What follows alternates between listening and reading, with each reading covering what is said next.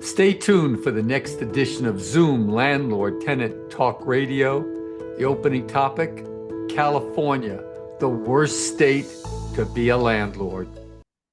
Well, hello, everybody. Yes, another edition of Zoom Landlord Tenant Talk Radio coming at you every Saturday at 3 p.m. If you were listening live, the name of the song was Centerfield by John Fogerty, released in 1985.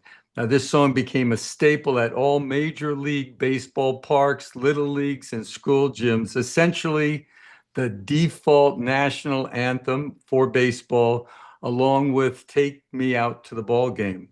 Now, in 2010, Fogerty became the first musician honored by a permanent installation at the National Basketball Hall of Fame. And of course, this song was originally released back in 1985. Okay, what's the format of the show? And that is, we have an opening topic. And then after the opening topic, for those people that are in the Zoom meeting room, I will call on you for questions and which I will provide you answers. If you do want to talk to me and you're in the Zoom meeting room, please electronically raise your hand.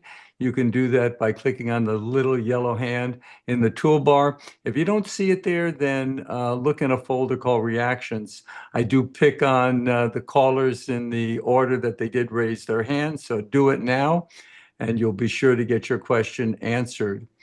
If you're curious as to how to watch this show live and be in the Zoom meeting room, it's pretty simple. Go over to my website, evict123.com. That's EVICT 123.com. You'll see the credentials for getting into the Zoom meeting room every Saturday at 3 p.m.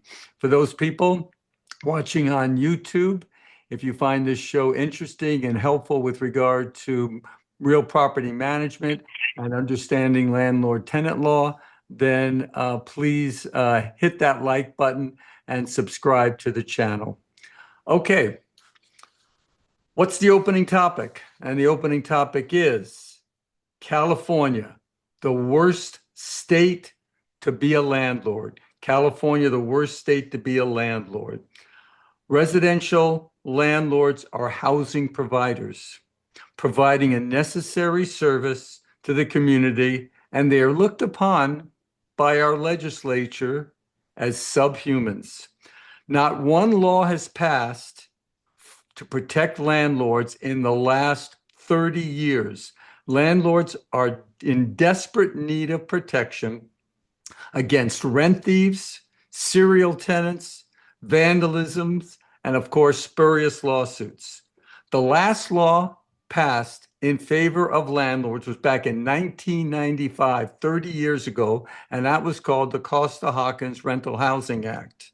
And what did that do? Well, that assured vacancy decontrol. That is, if a tenant vacated your unit, you would be able to release that unit at market level. It guaranteed that. It also stated that there would be no rent control on single-family homes, townhouses, and of course, condominiums.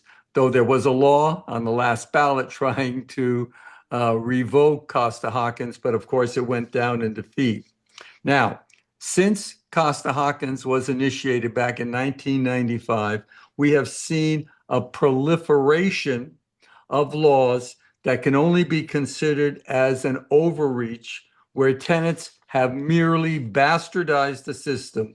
This includes a California law which seals eviction records so that tenants can continue to prey on unsuspecting landlords. In addition, just like cancer, we have seen local governments instituting their own rent control statutes. And I do want to show that to you.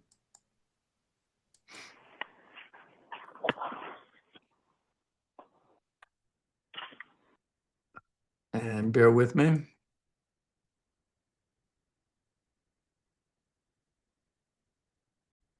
Okay, so there you go. There's California. Look at all the cities that have instituted rent control.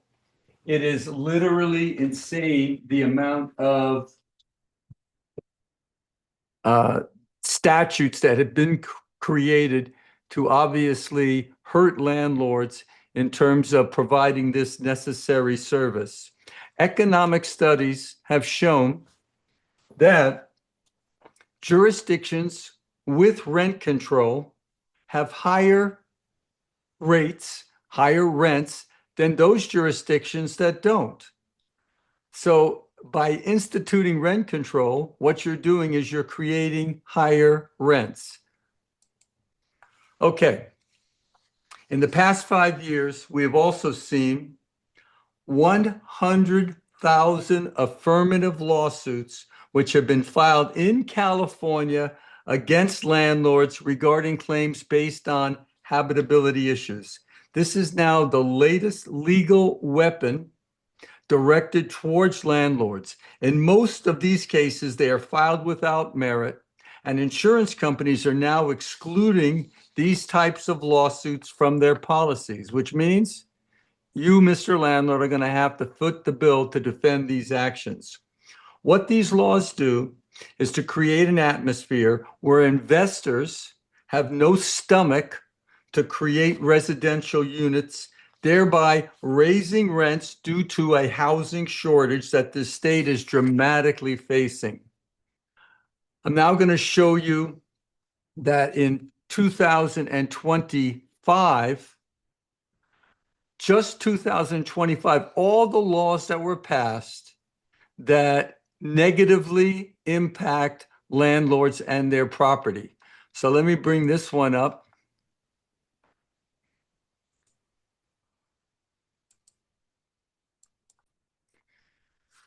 And this is just a laundry list of laws that have been passed just this year, my friends, all against landlords. Remember, it's been 30 years since landlords had one law passed in their favor.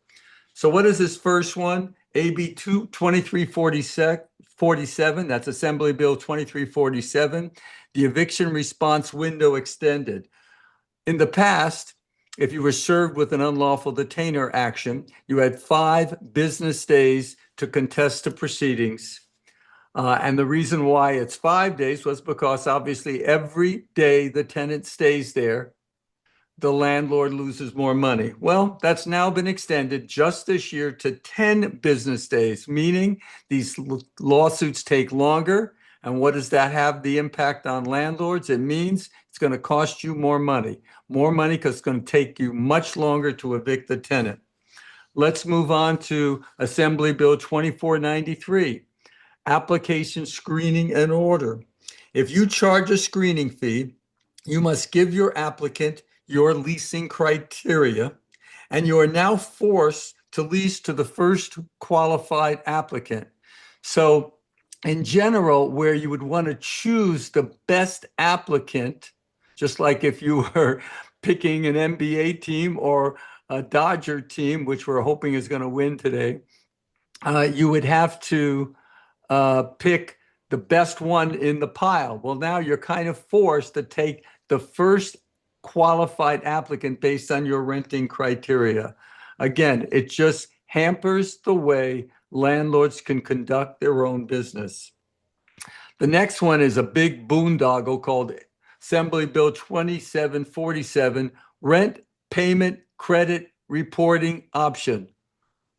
I know what you're saying. What the hell is that? Well, if you have a building with 16 or more units, you have to offer your tenants the option to report their on-time rental payments to a consumer reporting agency. So you've got to go through this boondoggle that if the tenant says, yeah, I want my positive rent payments, my timely rent payments reported, you've now got to do this extra work, no remuneration for this, just a boondoggle where you're going to now have to report this to a credit institution. To the extent that the credit institution charges you for this reporting, you're allowed to be reimbursed by your tenant up to $10. But again, you don't get any remuneration for this. Again, this is only for buildings that have 16 or more units. But again, it's just a negative thing placed on our industry, the housing industry. Let's move on to AB 2801, security deposit itemization documentation. This requires pictures to be taken of the unit before it's leased, after the tenant vacates, and once the unit is restored. These pictures must be included with your security deposit itemization, and that's within 21 days of the tenant vacating the unit. And while I do think it's a good idea to take pictures of this, to now have to include this as an additional element in your security deposit itemization just makes it more onerous for the landlord. And if you don't have those pictures in there, even if you send the tenant the itemization within 21 days, you haven't complied with the statute. And if you haven't complied with the statute, that means that the tenant is entitled to his full security deposit back. Let's move on. Senate Bill 611, junk fee limits and certain deposit rules. It prohibits fees for delivering notices and for rent paid by checks. So I had a phrase in my rental agreement which stated that if I have to serve you with a 3-day notice, that costs me money. I have to hire a process server. I have to take my time to serve this 3-day notice. And after all, I'm only serving this 3-day notice because you guys did not pay your rent on time. Well, in my rental agreement, which is online, by the way, on my website at evict123.com in the free form section, I used to have a phrase in there that said that if you have to serve this notice, that the landlord's entitled to a $50 fee. Well, they threw that one out. We can't charge on that. Sometimes you'd have it where if you want to pay by certain formats that you'd have to be able to charge more money, and you can't do that anymore. So this became effective as of April 1st of 2025. You can't put in any of these other charges.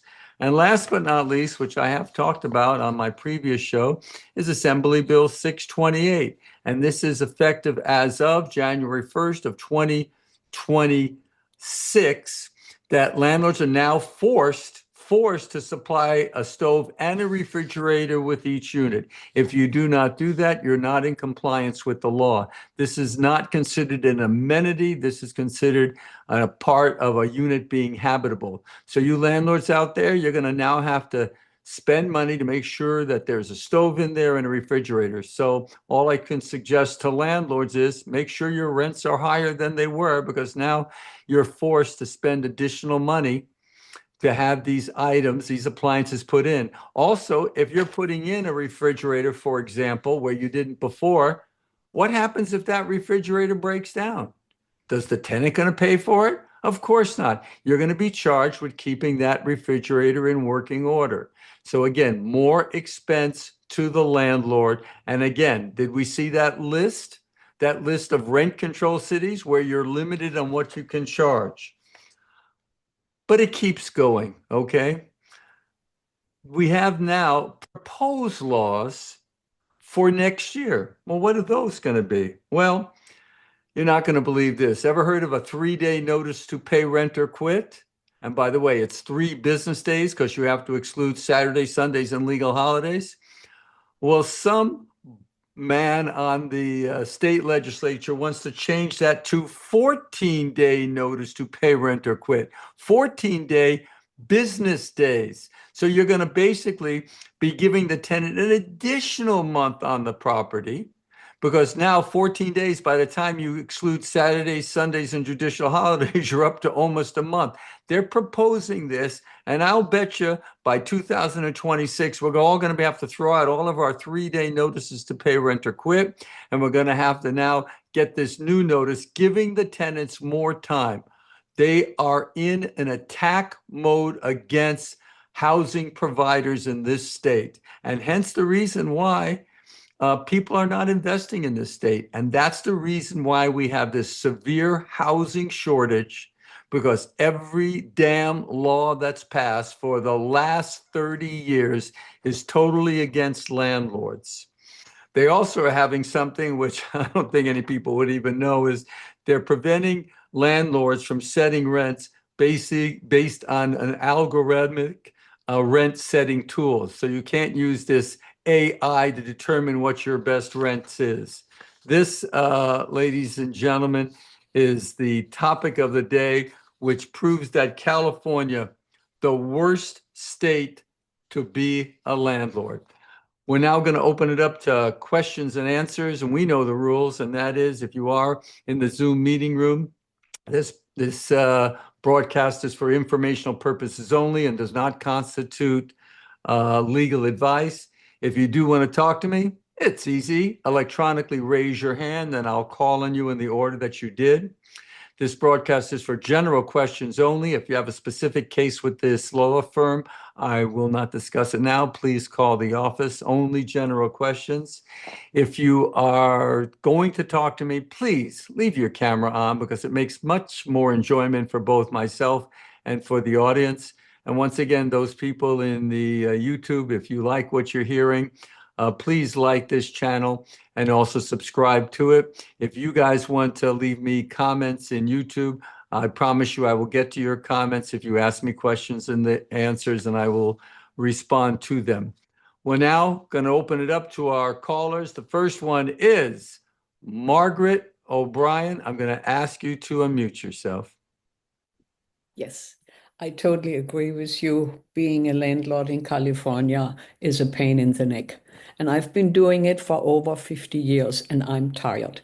But my question is, two houses on a lot, rent controlled in San Pedro, and I did a walkthrough, and the people now have 3 electric bikes stored in the living room. So what am I supposed to do? Say we moved in there in 2011 when we didn't have to worry about, and I asked them and they tell me they charge the bikes in the living room. Well, I don't think are you afraid of some sort of a fire starting? Yes, yeah, Okay. So there is a law on this that says that you can uh, house or store electric uh, electric bikes or other devices inside your unit, but they have to be rated. I don't have the exact rating, but they have to be rated, and that is one electric bike or mobility equipment per person. So they can't have two for one, but they have to be rated. So you want to ask what their rating is on this, and you could look it up. It's under new California law that states that as long as it's sufficiently rated, that they can store it inside the unit and, of course, charge it. Oh my God, who are they charging it on? Hopefully on their electricity that you're yes, I not don't supplying. pay Yes, electricity. well, that's Okay, good. I just ask them for their rating and go from there. You got it. Okay, thank you. And thank you. We're moving on to Mahawayi. How are you? If you could unmute yourself. Yes. Hello. Hi. Hi there. It's Miwa. I was close. It's close. Yes, I have a question. I'm a real estate agent, and my client has a 4-bedroom single family house in Artesia. And she divided the living room into more bedrooms and has been renting by room. And one of the long-term tenants in the house reported her to the city for unpermitted bedrooms. And now she has a city violation to correct. So she gave them a 60-day notice 2 months ago. The reason being is for her to follow the city's correction notice. So she suggested a 1 month rent for a relocation fee because it's a single family house. But the tenant is not moving out and asking for $10,000. And the owner, of course, she doesn't want to give $10,000. So if they don't move out, what can she do? Well, assuming she prepared a correct 60-day notice where she offered that 1 month's relocation, because this is under statewide rent control, Yes. then if the tenant doesn't move at the end of the 60-day period, it's something called filing an eviction case, which of course my law firm could help you with. Okay. Thank you so much. All right, good question. Moving on to an old friend. I haven't seen you in a while. Sam, how are you? Good. Thank you, Dennis. Let me put my camera on. Question for you.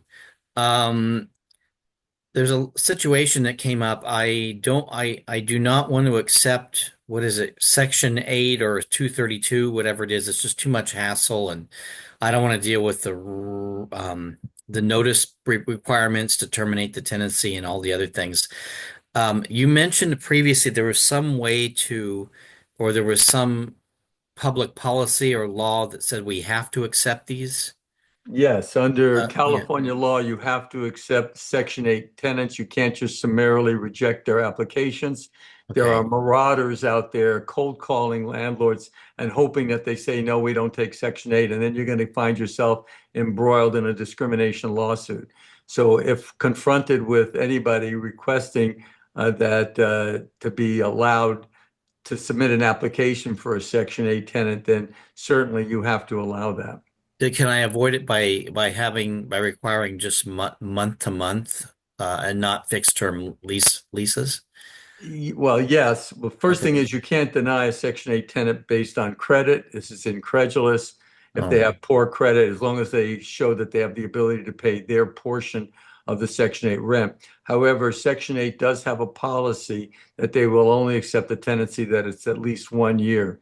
So I've been recommending, and not just for Section 8, but for other reasons dealing with statewide rent control and also for under the Just Cause ordinance for the city of Los Angeles, that we just rent on a month-to-month basis. Most landlords, if a tenant leaves before the lease is over, are not going to chase the tenant for their money. They're just going to move on.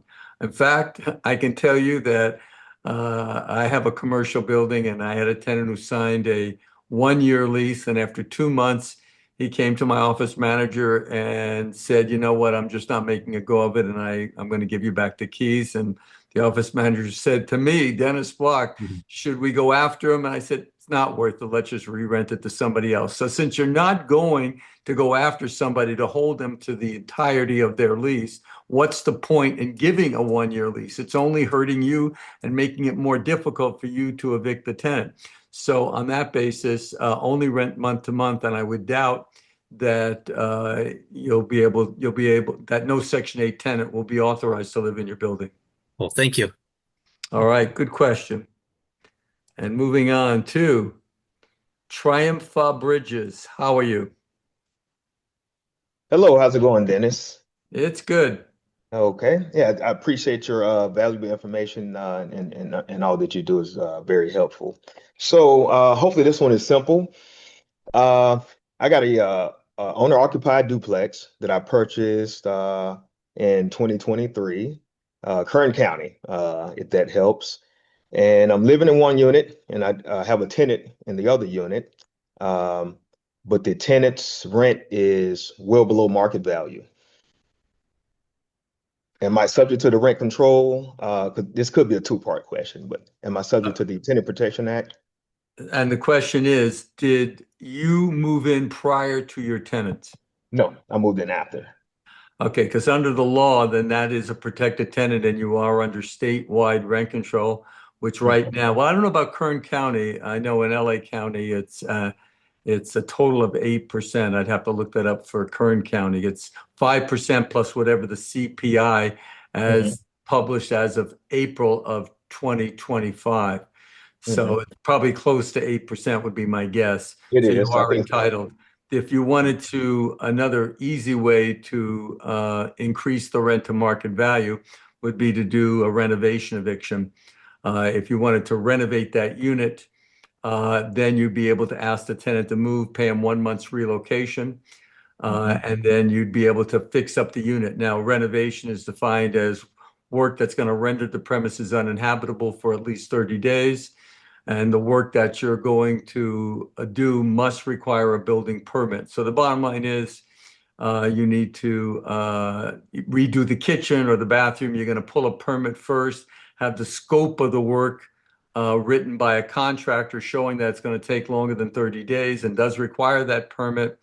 And then you can ask that tenant to move on a 60-day notice. Okay. All right. I understand that. So my other part was kind of I'm paying for my mom to live somewhere else, and I'm paying market value rent. So my other option, I was thinking, well, could I just have the tenant to move out, move my mother in since it's a duplex, And that way I don't have to pay, because I'm already paying rent where she's at now, but it'd be more beneficial if she's in a duplex next to me. Absolutely, you can ask this tenant to move on the basis that you want to move in a close family member, and certainly your mother does qualify for that. Your mother's going to have to stay there at least 1 year, and I think you have to move in. I believe it's 60 or 90 days that she has to move in once that tenant vacates. Yeah, okay, 90 days. I looked that part up. Yeah. So, okay, thank you. I do appreciate it. All right. Let's see. We're moving on to Sonia. I'm going to ask you to unmute yourself. Yes, Dennis. Hi. Yes. Hi. Great. I have a quick question. So, in regarding giving a 30-day notice for an upcoming rent increase, my question is my partner and I want to do a rent increase. She wants to not increase it until January 1st, but wants to give them the notice now, as soon as possible, just to be nice or considerate to them. Can we still use a 30-day notice, but have it say to start January 1st? Yeah, absolutely. You can just use, I know the notice that's on my website doesn't say the word 30 days. It just says effective when. So you'll just put in January 1st and serve it now. So go to my website, evict123.com, go to the free form section. You'll see that rent increase notice, and you just put in January 1st. It doesn't say anything like 30, 60, or 90 days. Okay, great. And along with that, are we able also to therefore ask for the security deposit to be increased to the What same city? amount? What city? Glendale. Oh my God, Glendale. Let me think this one out. Right now, we just have 1 month's rent, so we Uh, just want to keep it. yeah, I don't think you can, unless Glendale has a special provision for that, and I don't think you're allowed to do that. Whatever you get when you start your tenancy is what you're kind of saddled with. I know in the city of Los Angeles, you can increase it by the same amount, but I'm not sure that Glendale has that in their statute. Okay, thank you so much. You know, there are so many jurisdictions that that you can't know all of the intricacies of all these jurisdictions, though, of course, the big ones we know. Thoreau, I'm going to ask you to unmute yourself. Hi, Dennis. Nice to see you again. Nice to see you. Question, when a tenant, I have a condo again, a condo in Tarzana. If a tenant turns 62, what extra protection does the tenant have? Does that mean I can no longer increase the rent? Does that mean if she doesn't pay, I can not evict her? What is the extra protection that somebody gets at 62? Those would only be for what they call no-fault evictions. If the tenant is doing something wrong, then obviously the fact that he's 62 or 92 has no impact. But for example, if you wanted to move in a close family member, and if the tenant is over 62, he gets additional relocation more than other tenants who are not what they call qualified tenants. Also, if your tenant is over 62 and has lived in your townhouse or condominium for 10 years or longer, they are exempt from being evicted, even if you wanted to have a close family member move in. Or even if somebody bought it, they would not be able to move in. They would always have to keep her unless she decides to get cash for keys, I suppose, correct? Yes, I mean, you just pointed out such a dangerous position that the city of Los Angeles has put landlords in, that I have a condominium, it's rented, I choose to sell it. Well, who am I going to sell it to? I'm going to sell it to somebody who wants to obviously move in. The city of Los Angeles is saying that you have no right because the person's been there for 10 years and is over the age of 62. And this is truly a taking of your real property. It can't be clearer. This is totally unconstitutional.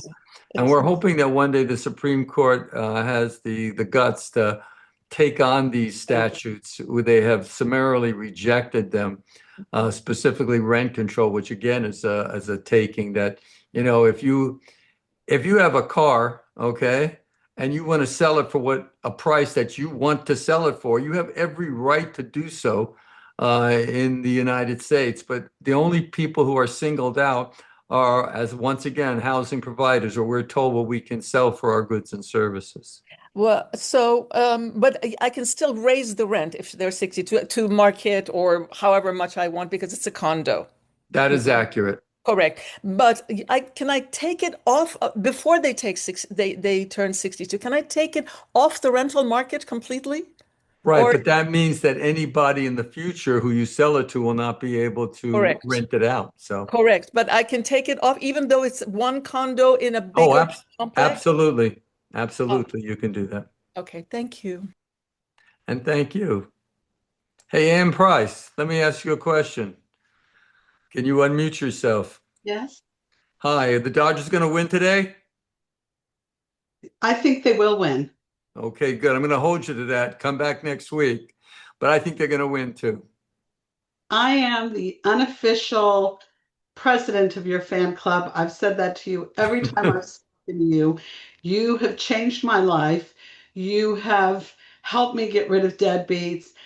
I really could do a paid commercial for you, and I just want to honor that because you really are the best, absolutely the best attorney in all of Los Angeles. And I've had about 9 of them before I found you. So I'm not kidding. I have 3 very related questions. They're simple, straightforward. One of them is I used to charge 5 grand a month. I have a 10-unit building in West Hollywood on Genesee. We've spoken about this before. I always took a $5,000 rent deposit. And I always allow big dogs, whatever, but I don't do anything special for pets. It's just 5,000. The rents are around 34, 3,800, depending on which unit.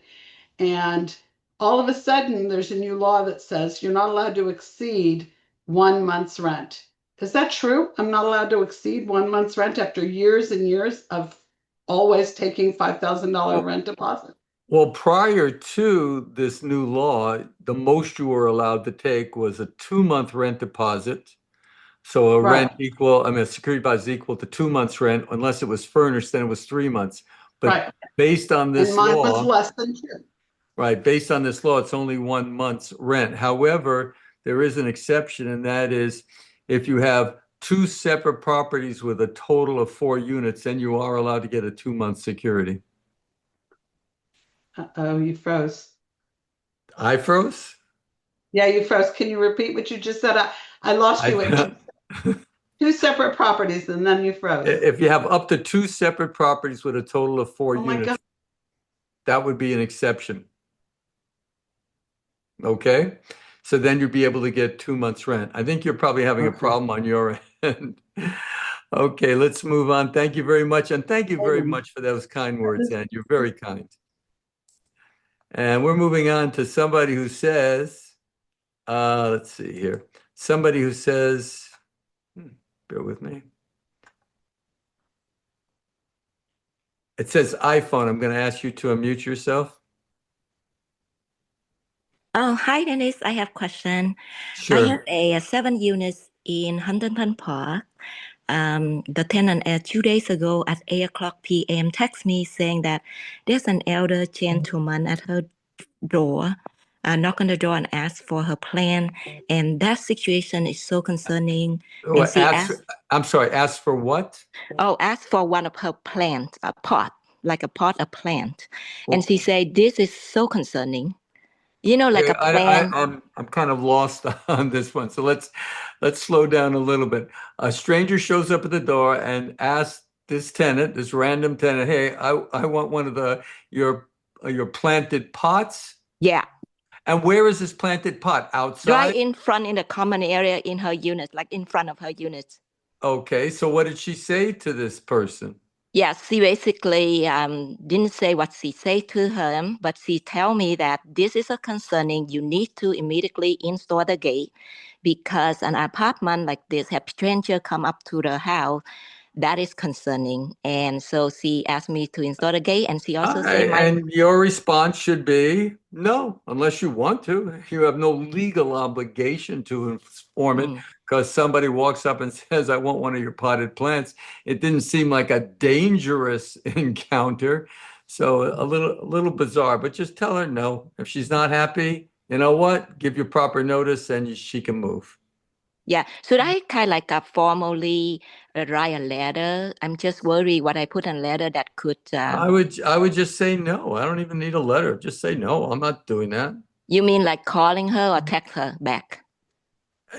I would, you can text her back and just say, no, I have no legal obligation to do this. Oh, okay. One more question, Dennis. Is currently Los Angeles County have a uh, eviction rent, no non-payment of rent, eviction freeze in Los Angeles County? An eviction fee or freeze? Freeze. Okay.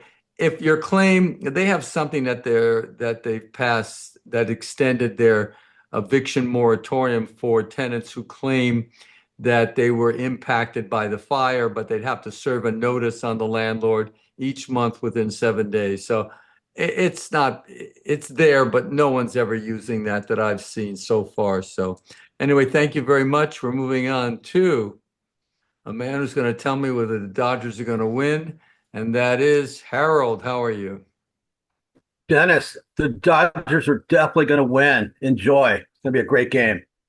We've come all the way back. We got to win. There's no way we can't. I hope Otani can do well pitching, but we got a great staff. I hope so too. So maybe we should name this, instead of Zoom landlord tenant law, we should name this to the sports channel. What about Janice, the Knicks lady? Oh, I was going to get her when I get to her today. Yeah, okay. Sorry about that. About the Yankees, but let's move on. Harold, what's your question? Okay, so as far as I remember, at one time you said you're not allowed to charge a late fee for tenants, but then I think you said you can, and you have your own special form.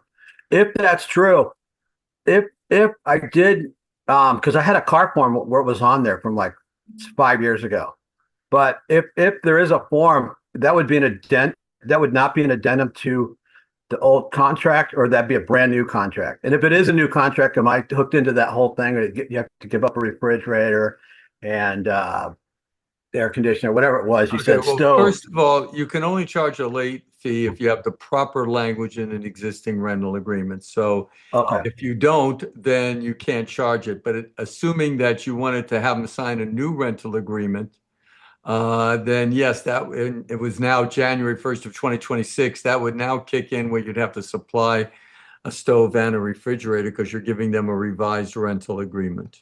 But what if I was just exercised what's already in the language about a late fee on a car form from 5 years ago? That form probably is fine.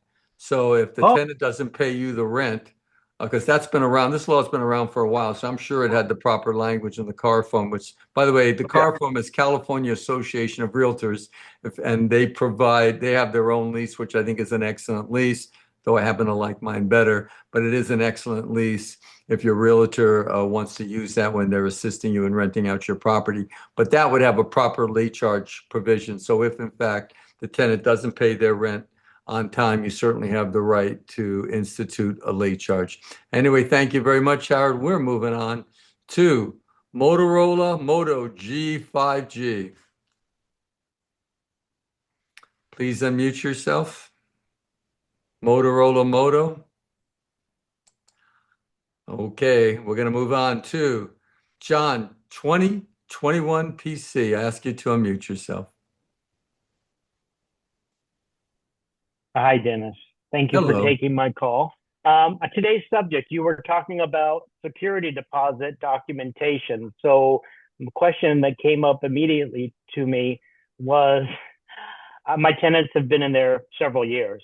So if I wasn't smart enough to take pictures before, does that mean if there are big gashes in the wall, I might as well just say, well, that's my problem. I never took pictures to begin with. What does that mean when they move out? Well, this law is effective as of April of 2025. So obviously you wouldn't have taken pictures unless that was just your business practice prior to that. But look, you didn't rent the unit with holes in the wall. Okay. Right. So, and I doubt your tenant's going to claim that those holes were there when he leased the unit. So on that basis, you can certainly deduct that repair for that damage from the security deposit. Okay, that's what I guess I would do, and hopefully they don't say, well, you couldn't document it, I'm taking you to court type of thing. No, because that law only became effective as of April of 2025. Okay, thank you. And thank you. Let's move on to Angelo Garcia. How are you? Hello, Dennis. Good afternoon. I'm good, thank you. I have two questions. One question is in regard to City of Los Angeles RSO. I have a tenant that has a $15,000 back rent. I agree with the tenant. I didn't hear that. He has a $15,000. He has a $15,000 that he hasn't paid back Oh, rent. okay. He owes you 15,000. Yeah, he owes Yes. me 15,000. So I agree with him to not pay it, just move out. I got from him an agreement that he's going to do that next month. But, and I also have from him signatures on a 30 days notice to move out. What city is this, Angelo? Los Angeles, city of Okay, Los so you Angeles. don't want to serve him with a 30-day notice. Hopefully he takes your agreement and just moves. But if he doesn't, then you're going to. I'm sorry. No, I didn't give the 30-day notice. He gave me the intention to move out with all their signatures, just to confirm that he understood. Okay, well, and that's good. I hope he does. If he doesn't, you can't start an eviction based on a tenant serving you a notice in the city of Los Angeles that they're going to move out and then they don't. However, you have a great case for eviction based on non-payment of rent. So if they don't pay the rent, then just what you want to do is just we'll serve a 3-day notice and proceed. But hopefully the guy just gets out and you don't have to go through an eviction process. Okay, great. I have a second question on Section 8 tenants. Do they have to pay an application fee? Yes, they have to pay an application fee, of course. Okay, thank you. And thank you, sir. Going on to Zena. How are you? I'm well. How are you, Dennis? I am good, thank you. Awesome. I think my question has been answered. My unit is in the city of Pomona. It is not under rent stabilization. It's a single family home with the granny unit that has not been permitted. So it's not being rented. So my question was, am I following the law if I charge double the rent for security deposit? So yeah, because you don't have more than 4 units in 2 properties, so you're fine. Okay, that is what I needed and something else, but I think it was answered. So thank you very much and have. Thank you. Jim Polina, are you swimming today? Well, I was in Morro Bay, awfully cold, but I'm warm now. Alrighty, couple questions, Dennis. I'm looking at buying a house, and there's a squatter in the house. Basically, he's a guest of the homeowner. So I'm going to make a contingency on the purchase agreement that the homeowner start an eviction process to get the squatter out. Do you see any problems in that strategy? No, I don't have a problem with that. Is escrow going to close prior to the eviction being completed? What do you suggest? Well, yes, I think that would be the best way to go. That they, when you sell a house, you're supposed to, one of the conditions is that you turn possession over of a vacant house, and this is not vacant. So let the current landlord deal with the current landlord and owner deal with removing this person. Maybe they need to, throw some cash at him so that he'll get out. So you're saying don't close escrow until the squatter has vacated the premise. In a perfect world, yes, but let's pretend you're getting a unit or a house that's $500,000 under market. Well, then you don't care if somebody's there. So it's all a matter of economics, Jim. Okay. Second question. I'll be producing a garage conversion ADU. At what point does AB 1482 state rent control become effective? At the point of occupancy permit? Yeah, once you get the certificate of occupancy for the ADU, then the house magically now becomes under statewide rent control. But not the ADU. No, not the ADU, because that's new construction, unless the ADU is touching the house. So if it's a separate garage conversion. Oh, well, then they're both going to be under AB 1482. Okay. Good to know. Thank you. Thank you. And moving on to Albert. How are you? Hi, Dennis. Great, and thank you very much for the great programs that you have. I wanted just to touch bases on having a one-bedroom RSO unit in City of LA, and you said that if I get a permit to remodel the kitchen and it takes over 30 days, basically I can have the tenant move out. That I'm law sorry, does what? not apply to the city of Los Angeles. Wonderful. Okay. It applied, that law is a state under statewide rent control, and in the city of Los Angeles, they do not allow for renovation evictions. So if it were in City of Beverly Hills, would be okay? I'm just wondering. Beverly Hills has their own rent control too, so it would have to be a city that doesn't have a local rent control. I see. Okay. Thank you. Thank you so much. No problem. Good questions today. Arash Hoss, I ask you to unmute yourself. Hi, Dennis. Thank you for the great presentation and your time. So I'm in the process of purchasing this 8-unit multifamily property in LA. It has 8, that all units are occupied. Some of the tenants are been there for 20 years, some been there for about 10 years. And my agent let me know once the deal is closed and I own the property, I can update the lease agreements, considering the tenants are on month-to-month agreement right now. Your agent is incorrect. You're not Incorrect. allowed to ask. This property is under RSO, the Rent Stabilization Ordinance, because I presume that they've been there. I presume that the building was built prior to 1979. So on that basis, you can certainly send the tenant a new rental agreement to sign, but the tenant has absolutely no obligation to sign it. I see. Okay. So basically that means none of the terms can be changed in that. I mean, if they don't sign it, they just stick to the old agreement from 20 years ago.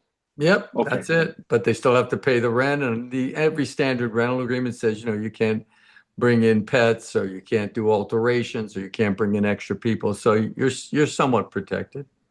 So in the agreement, in the old agreement, it says some of the units that have assigned garage spaces, but only to be used for car storage, not as storage of, things other than Personal cars. property, correct. Exactly. So can I enforce that? I think so. The problem with it is, as the new owner coming in, if the previous owner allowed them to store their personal property in their garage spot, notwithstanding the terms of the lease, would that be considered a waiver? That they've done it now for 15 years. Now you're the new owner, and all of a sudden you're trying to enforce this term. That might be an uphill battle. But check with the current owner and ask them whether they have permitted that or not. Got it. Thank you so much. I appreciate it. Janet Berry, ask you to unmute yourself. Hi, Dennis. Repeat customer here. So I'm trying to help my elderly stepfather with the building from L. And he removed like a decorative balcony and attempted to proactively permit it, but continued construction with stop work orders and ended up in REAP over a balcony because, disobeyed stop work order and eventually found out it's in a HPOZ zone and it's turned into a big mess. The building's in REAP now.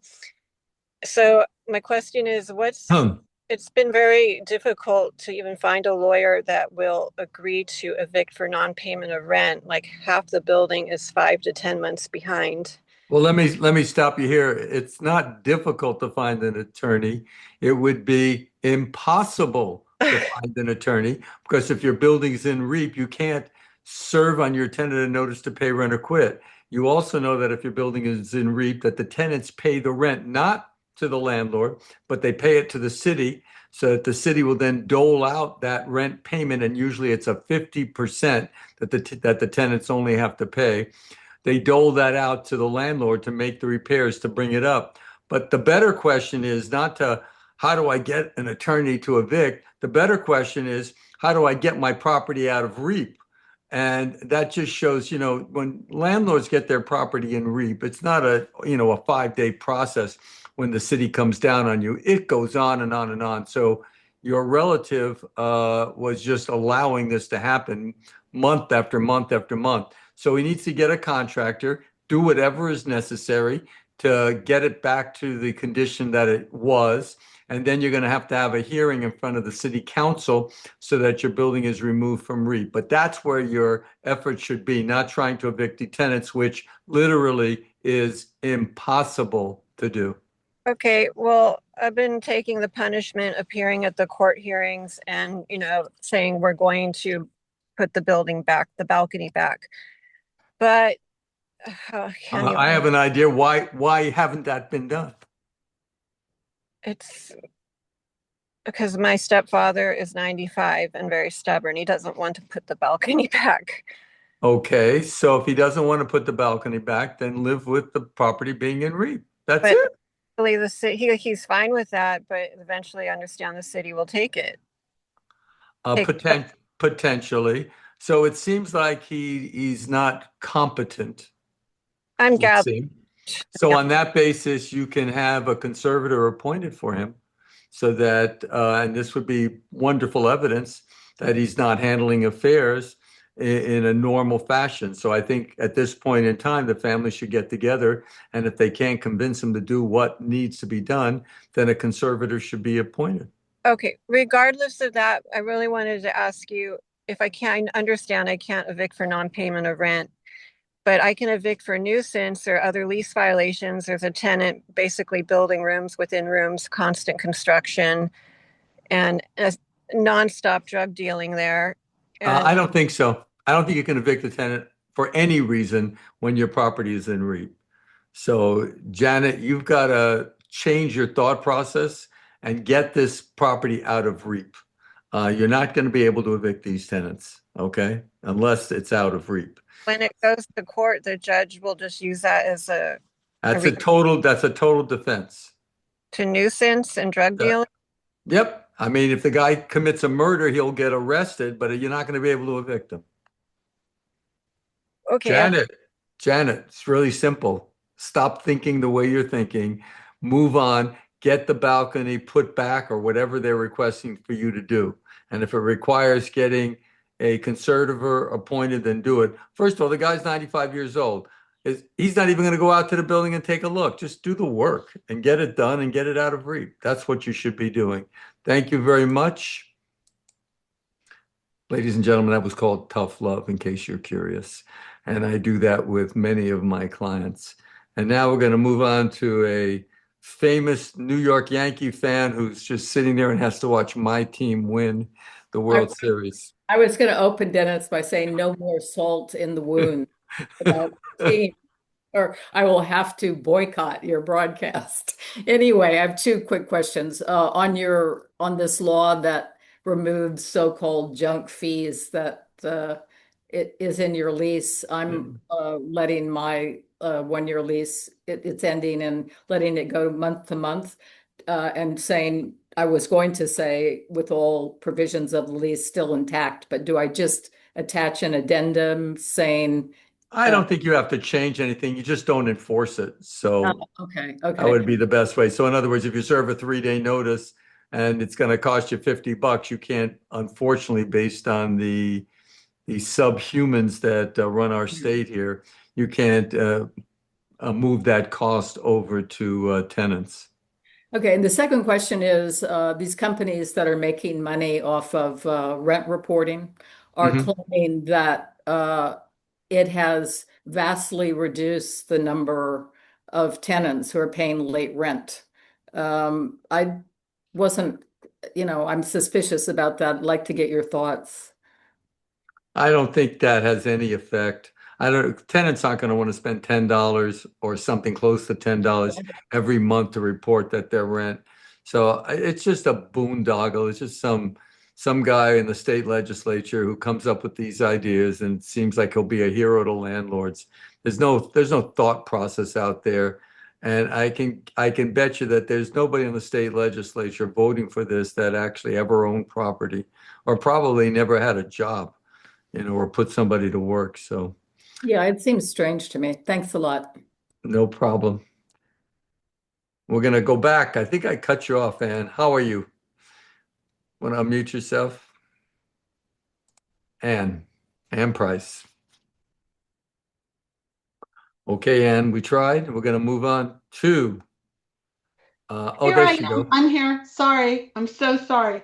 Yes, I just have the part two to my question. Very simple. In addition to that deposit that I can't no longer can do more than 1 month, now all of a sudden I get a letter from one of my tenants saying I'm supposed to give her, this is a tenant who's been there years and years, give her interest rate on her rent deposit. And so I looked it up. Yeah, we've talked about this. This is under RSO? Yes, correct. Yeah. Now, we've talked about this on other shows where under the city of Los Angeles, if your property is subject to the rent stabilization ordinance, you have to pay your tenant interest on a yearly basis. That form and to what the amount of interest is on my website. If you go to the legal issues section, you're going to see it going back to 1990, or actually maybe the year 2000 forward in time. How far back do I have to pay to other tenants who've never even talked to me about this? Well, I've owned the it is building what the law is, and you've got to comply with the law. And you go back to when the tenancy was initiated. Retroactively. Yeah, and I would just do it now because they're using this, tenants' attorneys are using this in these courtrooms to defeat an eviction case based on nuisance, based on non-payment of rent, on the basis that we never paid interest on security deposits, so you're not in compliance with the rent stabilization ordinance. And I have to give them the rate, even though I'm not getting that rate at the bank? Take it up with the people that run the city of Los Angeles. So you would do this retroactively for all 10 tenants? Oh, absolutely. Yes. Thank you. All right. And again, thank you for your kind words. Let's pick Eric Chavez. I'm going to ask you to unmute yourself.